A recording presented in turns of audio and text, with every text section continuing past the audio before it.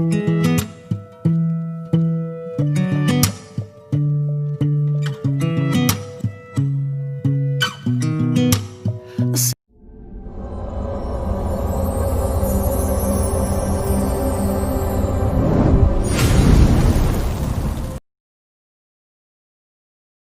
welcome friends.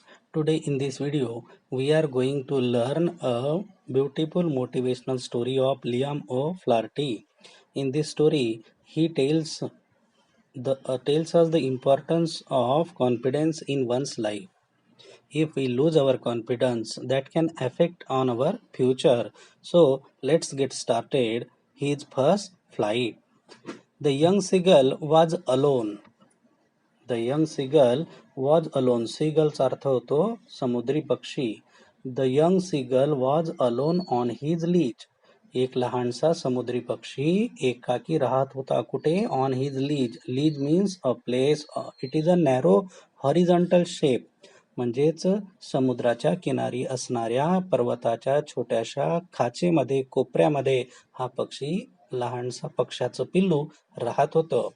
His two brothers and his sisters had already flown away the day before. His brothers, त्या पक्षाला दोन भाऊ होते. And his sister, आणि एक बहीण पण होती. She had already flown. They both, brothers as well as sister, had already flown away the day before. यापूर्वीच एक दिवस अगोदरच ते या ठिकाणावरून उडून गेलेले होते. He had been afraid to fly with them. आणि त्या छोट्याशा पक्षाला मात्र अफ्रेड वाटत होती टू फ्लाय विथ देम. आपल्या भावंडांसोबत उडून जायला त्याला भीती वाटत होती. Somehow when he had taken a little run forward. पण कशी तरी when he had taken a little run, पण कसा तरी प्रयत्न करून तो फॉरवर्ड म्हणजे पुढच्या दिशेनं, कुठे? To the brink of the ledge and attempted to flap his wings he became afraid. He had taken a little run forward.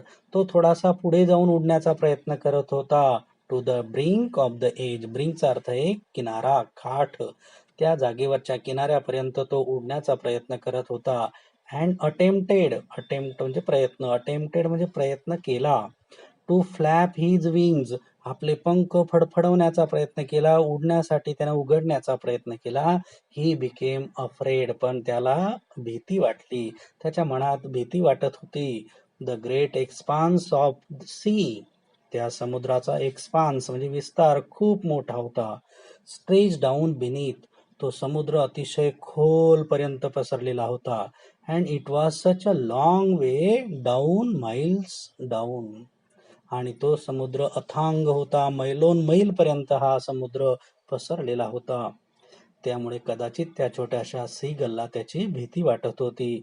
He felt certain, त्याला सर्टेन भीती वाटत होती. त्याला असं निश्चित वाटत होतं की his wings would never support him, त्याचे पंख त्याला आधार देणार नाहीत, सपोर्ट करणार नाहीत, अशी त्याला भीती होती. So he bent his head, म्हणून तो आपली मान खाली झुकवायचा. And ran away back to the little hole under the ledge where he slept at night, आणि जिथे तो रात्रभर झोपून राहिला, रात्रभर जो आराम त्याने केला, त्याच जागी तो स्वतःला त्या लीजमध्ये, छोट्याशा छिद्रामध्ये तो स्वतःला लपवून घेत होता.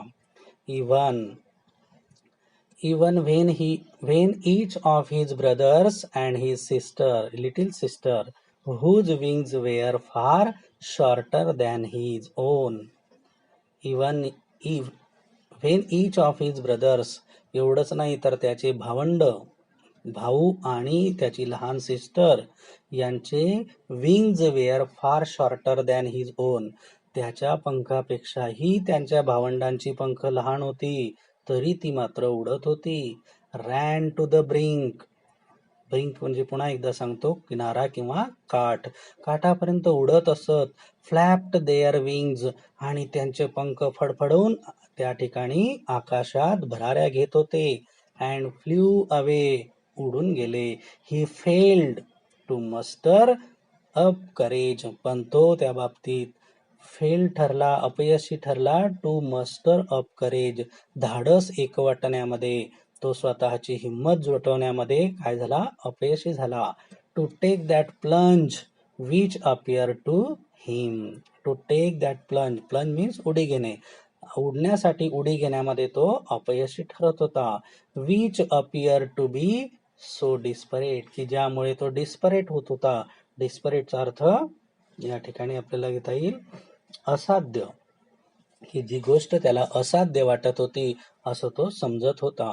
एवढंच नाही तर his father and mother had come around calling him, shrilly upbraiding him, threatening to let him starve on his ledge unless he flew away. एवढंच नाही तर हिज फादर अँड मदर, त्याचे आई वडील, हे त्या छोट्याशा पक्षाचे आई वडील सुद्धा त्याला थ्रेटनिंग करत होते, सांगण्याचा प्रयत्न करत होते. दे वेअर कॉलिंग हिम, त्याला बोलवत होते, त्याला इशारा करत असत, त्याला उडण्यासाठी आवाज देत असत. Shrilly breeding, shrilly means a loud harsh voice, कर्कश आवाजामध्ये त्याला ओरडून ते सांगत होते. अपब्रीडिंग मीन्स स्कॉल्डिंग, रागवत होते त्याला. थ्रेटनिंग, धमकवत होते. To let him starve on his ledge, starve म्हणजे भुकेला राहणे, राहू द्या त्याला, तर तू तसाच भुकेला राहशील. अनलेस ही फ्ल्यू अवे, जर तो उडाला नाहीस तर तो स्टार्व राहून जाईल, तो भुकेलाच राहील, त्याला खायला मिळणार नाही. But for the life of him he could not move, जरी त्याला असं वाटत होतं की आपण काहीतरी केलं पाहिजे, पण तो मात्र जीवाच्या भीतीने जागचा हलत नव्हता. For life of him he could not move, कुड नॉट मीन्स जागचा हलतच नव्हता. दॅट वॉज 24 hours ॲगो, या घटनेला जवळपास आता 24 तास उलटून गेले, म्हणजे या घटनेला आता 24 तास उलटलेले आहेत. Since then nobody had come near him, गेल्या 24 तासामध्ये तेव्हापासून nobody had come near him, त्याच्यापर्यंत कोणीच आलं नाही. The day before all day long he had watched his parents. The day before all day long, 24 तासापासून ही घटना घडते, त्यानंतर त्याला कोणी त्याच्या जवळ येत नाही. तर आदल्या दिवशी दिवसभर त्यानं काय केलं, आपल्या भावंडांना, पालकांसमवेत बागडताना, उडण्याची कला अवगत करताना, he was observing, he watched them, he was watching them flying about with his brothers and sisters, perfecting them in the art of flight. त्यांच्या या उडण्याच्या कलेमध्ये ती कसे परफेक्शन आहे ते सर्व तो फक्त वॉचिंग करत होता. Teaching them how to skim the waves and how to dive for fish. जणू काही त्यांच्या उडण्यातून याला ते शिकवत होते. Teaching them how to skim, आता जणू ते या ठिकाणी उडताना, आकाशामध्ये भरारी घेताना, लाटांवरून, वेव्हजवरून, लाटांमधून स्कीमिंग कसं करायचं, and how to dive for fish, आणि फिश पकडण्यासाठी कशी डाईव्ह मारायची. डाईव्ह म्हणजे सूर मारणे, झेप घेणे, हेच जणू काही त्याला तिथे ते सांगत होते, शिकवत होते, त्याच्यासमोर हे प्रात्यक्षिक करून दाखवत होते. He had in fact seen his older brother catch his first herring and devour it standing on a rock. He had in fact seen his older brother, त्याच वेळेला त्यानं आपल्या एका older brotherला जवळून बघितलं. His first herring, herring is a type of fish, and devour it, त्यानं आपल्या भावाला हेरिंग प्रकारच्या माशाला पकडताना बघितलं. It was the first herring fish and devour it, आणि त्यानं तो गिळंकृतही केला. स्टँडिंग ऑन रॉक, आणि तो त्या घंटेवर बसून राहिला, त्या दगडावर तो बसून त्याची गंमत बघत होता. While his parents circled around raising a proud cackle, त्याच वेळेला त्याचे पॅरेंट्स म्हणजे आई वडील सर्कल्ड अराउंड रेझिंग, त्याच्या आजूबाजूला गोलाकार ते फेऱ्या मारत होते. अँड कॅकल, कॅकल मीन्स आवाज करत होते. त्या पक्षाला ते जणू काही त्याचा आत्मविश्वास वाढावा यासाठी ते आवाज देत होते. And all the morning the whole family had walked about on the big plateau midway down the opposite cliff taunting him for his cowardice. And all the morning पूर्ण सकाळी the whole family had walked about on the big plateau. Big plateau म्हणजेच त्या ठिकाणचा एक पसरट भाग, ज्याला पठारी भाग म्हणतो आपण. त्या संपूर्ण पठारी भागावर ते संपूर्ण कुटुंब except that little or that young seagull त्या ठिकाणी वॉकिंग करत होते, फिरत होते, इकडून तिकडे ये जा करत होते. एवढंच नाही, midway down the opposite cliff taunting him, त्याला ते टॉन्टिंग क्लिप्स अर्थ या ठिकाणी पर्वत, विरुद्ध दिशेला असलेल्या पर्वताच्या म्हणजे त्या समुद्राच्या पलीकडे असलेल्या त्या पठारावर ते त्याला त्या ठिकाणाहून टॉन्टिंग करत होते. टॉन्टिंग करणे, चिडवणे. कशासाठी? फॉर हिज कॉवर्डाईज, त्याच्या या भित्रेपणाबद्दल त्याला जणू ते चिडवत होते. The sun was now ascending the sky, आणि आता सूर्य उगवायला सुरुवात झाली, वर यायला सुरुवात झालेली होती.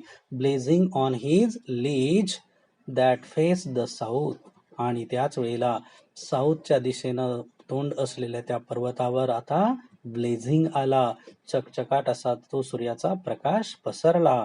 त्याच वेळेला the young seagull felt the heat, त्याच वेळेला त्या छोट्याशा पक्षाला आज जास्त हीट वाटत होती. Because he had not eaten since the previous nightfall, कारण आदल्या रात्रीपासून त्यानं काहीही खाल्लेलं नव्हतं. He stepped slowly out of the brink, हळूहळू त्यानं पुढे येण्याचा प्रयत्न केला. ही स्टेप्ड स्लोली, स्टेप्ड म्हणजे चालत येणे, out of the brink of the ledge, त्या लीज त्या कडेच्या पुढे समोर पुढच्या काठापर्यंत त्यानं हळूहळू चालत येण्याचा प्रयत्न केला. And standing on one leg, पुढे येऊन तो एका पायावर उभा राहिला. With the other leg hidden under the wing, आणि त्यानं आपला एक पाय त्या पंखांच्या मागे लपवला. ही क्लोज्ड वन आय, आणि आपला एक डोळा बंद केला. देन द अदर, नंतर दुसरा डोळा बंद केला. And pretended to be falling asleep, जणू काही त्या आता अस्लीप होतोय, झोपलेला आहे असं तो प्रिटेंड करत होता, सोंग करत होता. स्टील दे टूक नो, तरी सुद्धा, असं असून सुद्धा त्या पक्षाच्या फॅमिलीने, म्हणजेच त्या यंग सीगलच्या फॅमिलीने त्याच्याकडे काय केलं? दुर्लक्ष केलं. नोटीस ऑफ हिम, त्याच्याकडे लक्षच दिलं नाही. He saw his two brothers and sisters lying on the plateau, नंतर he saw his two brothers and his sister lying on the plateau dozing with their heads sunk into their necks. He saw his two brothers, त्यावेळेला त्याला त्याचे दोघं बंधू त्या ठिकाणी दिसले. And his sister, त्याची बहीण सुद्धा, lying on the plateau dozing, त्या प्लॅट्यूवर त्या पठारावर डोझिंग करत होते, डुलक्या घेत होते.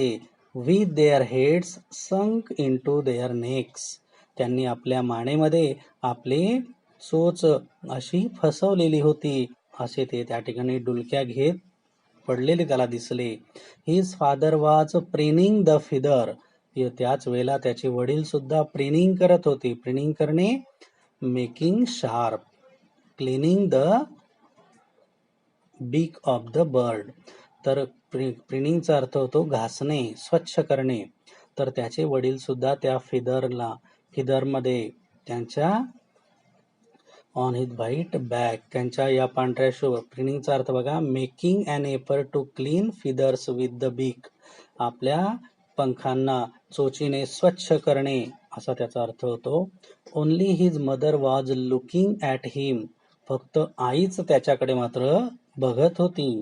शी was standing on a little high hump on the plateau, ती आई मात्र एका छोट्याशा हंपवर, हंप म्हणजे छोटासा उंचवटा, त्या टेकडीवरच्या एका छोट्याशा उंचवट्यावर, उंच भागावर उभी राहून हे सर्व त्याच्याकडे ती आई बघत होती.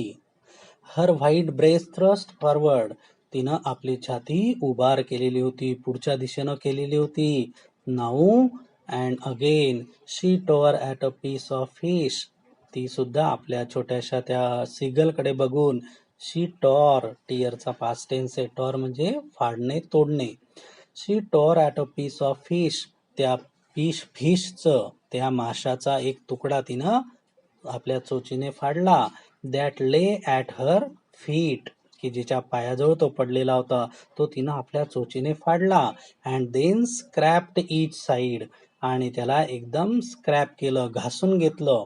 इच साईड ऑफ हर बीक ऑन द रॉक, आपल्या चोचीचं टोक तिनं एका जवळच्याच रॉकवर, रॉक म्हणजे दगडावर तिनं ती चोच घासून घेतली. The sight of the food maddened him, या अन्नाच्या दृश्यामुळे, या जेवणाच्या, या फिशच्या बघण्यामुळे जणू काही तो मॅडेंड झाला, वेडापिसा झाला. How he love to tear food that way, त्याला हे अन्न खायला किती आनंद आला असता. टू टिअर फूड, त्या माशांना फाडून खाण्यामध्ये त्याला अतिशय आनंद वाटला असता. Scraping his beak now and again to whet it, आणि ती बीक स्क्रॅपिंग करायसाठी, घासायसाठी जणू त्याला अतिशय आनंद झाला असता. To whet it, to sharpen it, त्याला घासायला अतिशय आनंद झाला असता, असं या ठिकाणी या लेखकाला म्हणायचंय.